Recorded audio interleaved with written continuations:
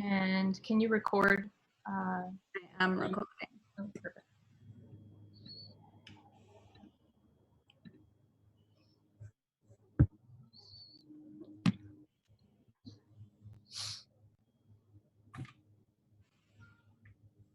Take it away. Hello, my name is Elisa. I'm in Jordana's section, and this is my final project. I used a combination of my straight and radio cube to get cuts that would expose the interior to let the light shine in. The entry and exit is seen in my plans and sections right here, and also right here. These stairs right here take you up to the first level, which is used as a resting area, which is also seen here and right here as well. And if you look at my third plans and sections, the stairs lead you up to the rooftop area where people can lounge around and eat with each other. And I chose bright colors for my interior to make the space appear bigger. And that is my final project. Thank you.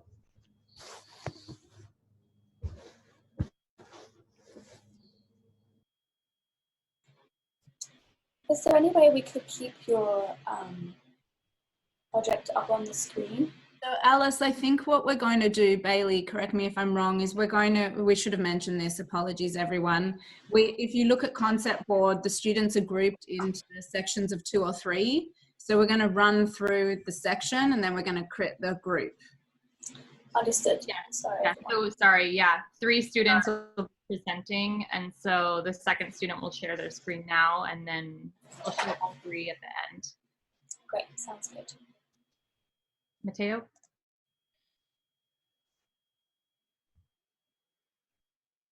Hello, my name is Mateo de Leon, and I will be presenting my Park Pod final. So the result of combining 2 void cubes, one radial and one straight, created many interesting spaces within the final cube. There was a lot of mass that I was able to work with, so I took inspiration from LA architect Jimenez Lai and placed my spaces within the larger mass. The main entrance can be seen here on the southwest view of the model. It's an arch opening with vegetation lining the walls. A person's options for travel within the Park Pod begin with the orange staircase that takes you to the lounge on the 2nd level here and the hangout space on the 3rd level. My plans are in order from highest floor to the lowest floor, with this one being in between the 2nd and 3rd floor. Light plays a large role in how people use this space, and apertures at the top of the model allow natural light to illuminate the floors below. In the lounge on the 2nd floor, there's only one window with dark walls to allow people within the lounge the option to rest and cool down. Whereas in the space on the floor, on floor 3, there are 2 large windows with lighter and fewer walls for people to feel energetic and excited about the view below. Color in the Park Pod also goes hand in hand with the lighting. The blue throughout the pod invokes a calming feeling which is vital to the atmosphere in the lounge as people are there to rest. The orange stairs and walkways are used as a guide and excite someone who is exploring the pod. At the top of the orange path, it leads to a yellow hangout room that is supposed to represent the joy people in the hangout space feel while looking down at the view through the large glass windows. Depending on where you wanted to go, the spiral stairs could make your experience a gradual ascent or a rapid vertical climb. And in my sections, you can see the many pockets of space that are hidden within the radial mass to show how people would interact with the space. And that is my project.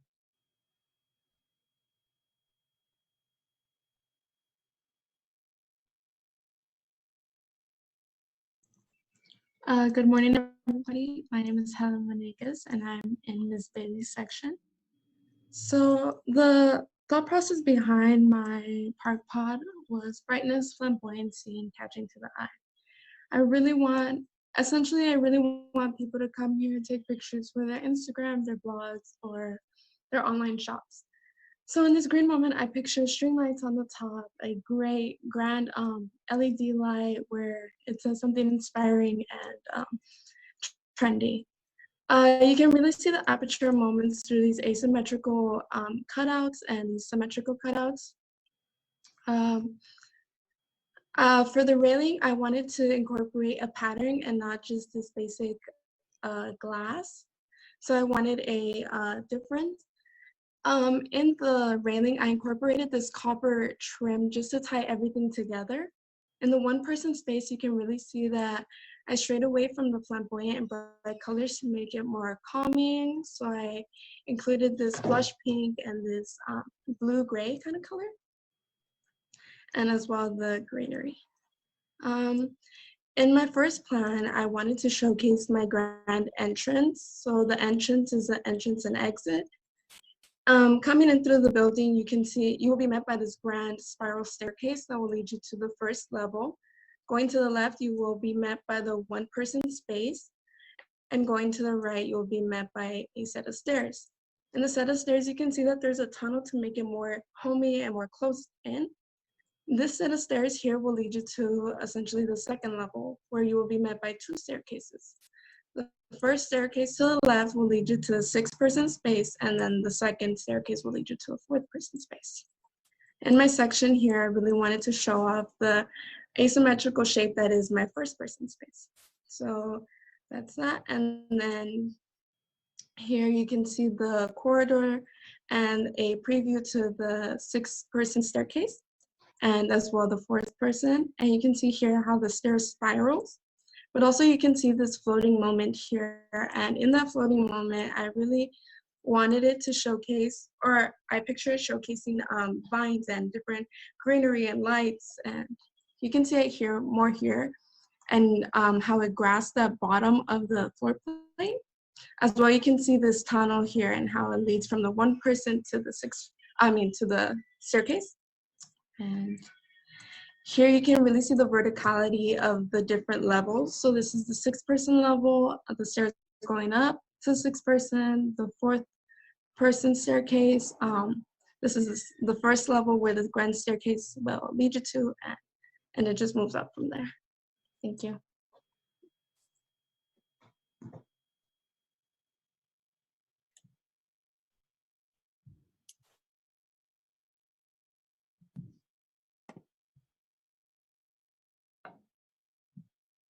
Who wants to kick off? I could ask a question. So I missed part of the intro, so I'm gonna ask you to clarify. But this idea of park pod, I think it's interesting that there's this heavy focus on mass and interiority. But I'm curious if you could get into, is park really like meant to instigate the like kind of free play aspect of the thing, that it's like a loose program, or is it like literal greenery? Excuse me for having missed part of the intro.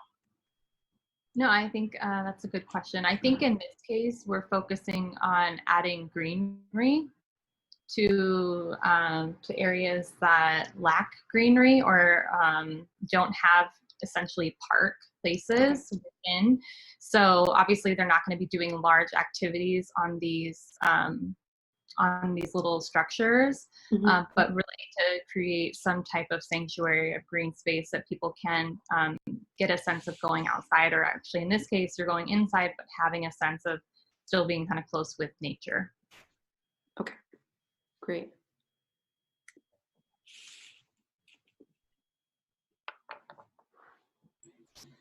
I just want to start by saying that I really appreciate the diversity of spatial experiences that have been generated from such a simple starting point. There are some really interesting moments in all 3 projects, both in plan and in section, and also relative to the way in which people are moving through these art pods. I think the first project we looked at has a really interesting idea about that kind of relates to the idea of green space and the idea of the garden as a kind of vertical architectural promenade that takes you through from the ground level and kind of through these twists and turns, provides all of these different views of the surrounding context that I think would create a really dynamic experience from the perspective of somebody moving through the space. So I think that's actually a really complex and quite kind of cinematic experience that you've designed, Elisa.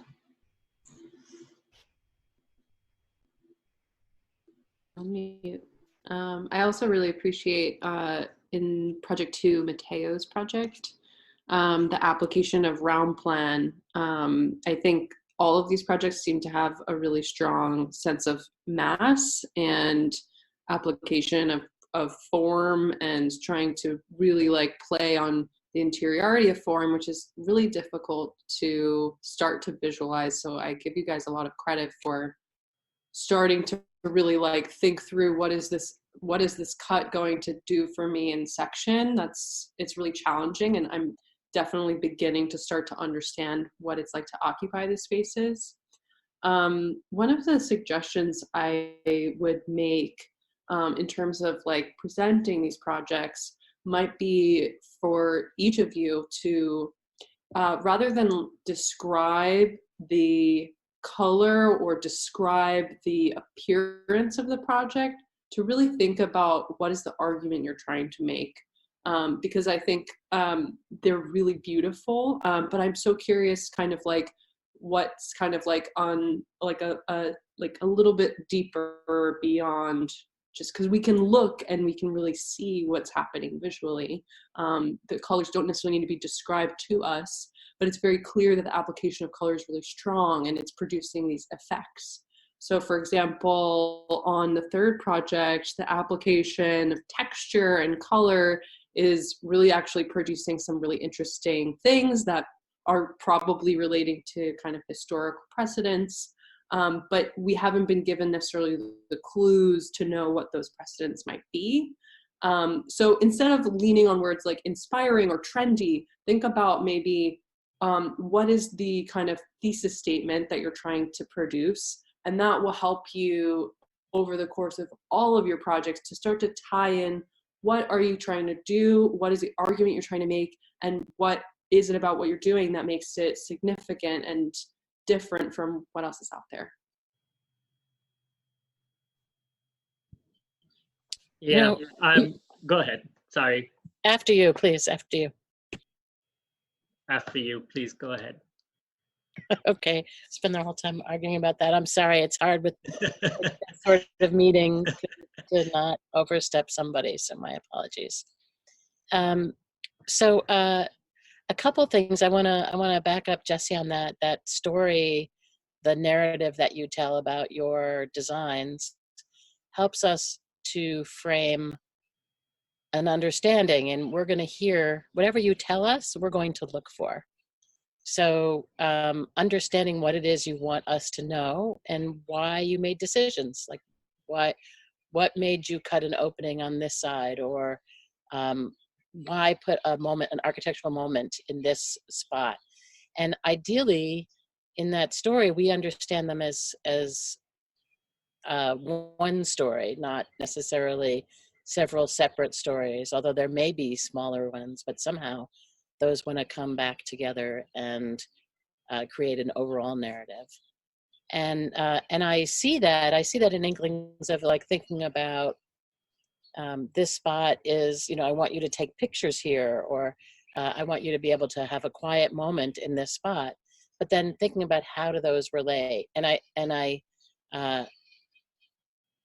think that's a skill that takes many, many years to develop, but it makes decision making a lot easier. Like if you know exactly why you're making a set of decisions, if you have a set of rules for yourself, that can really increase your capacity for explanation and narrative.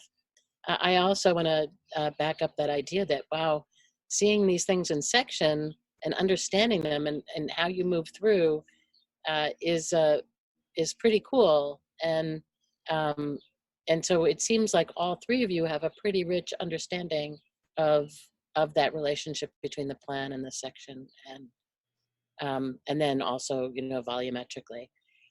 I am curious about the colors and the choice of colors and how you all chose them.